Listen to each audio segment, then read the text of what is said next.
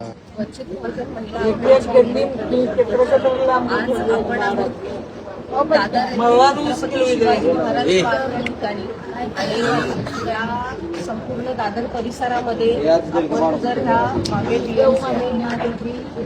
भीमणुयांसाठी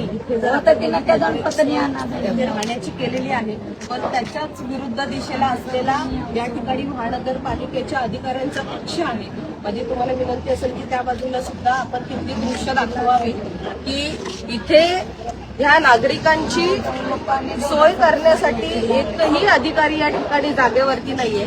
आज जेव्हा वंचित बहुजन आघाडीच्या माध्यमातून युवक आघाडीचे अध्यक्ष सागरदादा, त्याचसोबत त्यांची संपूर्ण महासचिवांची टीम, स्वप्नील दादा आणि आम्ही या ठिकाणी जेव्हा पाहणी दौरा करत होतो त्यावेळेला इथे जी इथल्या अनुयायांसाठी ज्या प्रकारची निकृष्ट दर्जाची सोय या महापालिकेने पुरवलेली आहे याची पुन्हा एकदा आपल्याला या ठिकाणी माहिती झालेली आहे.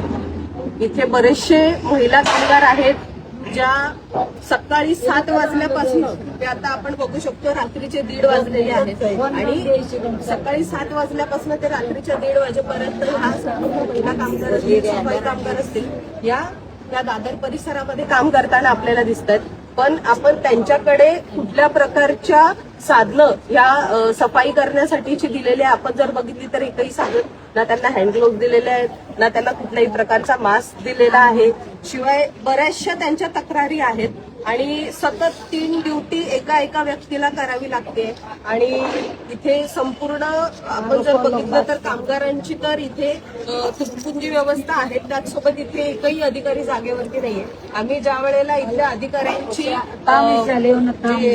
रजिस्टर आहे, उपस्थितीचं जे रजिस्टर आहे ते आम्ही जेव्हा चेक केलं तर तब्बल सकाळपासून 30 अधिकारी हे ड्युटीवरतीच आलेले नाहीयेत. सकाळी 15 अधिकारी ड्युटीवरती नव्हते, रात्री 10 अधिकारी ड्युटीवरती नव्हते आणि आता सुद्धा 15 अधिकारी या ठिकाणी कुठल्याच प्रकारे ड्युटीवरती नाहीयेत. ज्यांना कामं दिलेली आहेत त्यांनी सुद्धा सगळा कारभार जो आहे तो हवेमध्ये सोडून दिलेला आहे. इथे कुठल्याही प्रकारची सोय इथल्या नागरिकांना सफाईची करण्यासाठी इथल्या कामगारांना इथल्या महानगरपालिकेच्या अधिकाऱ्यांनी दिलेली नाहीये. आत्ताच काही वेळापूर्वी आमचं इथल्या सहाय्यक आयुक्तांशी बोलणं देखील झालेलं आहे, पण त्यांनी सुद्धा कुठल्याही जबाबदारीचं विधान आमच्या कार्यकर्त्यांशी बोलत असताना केलेलं नाहीये.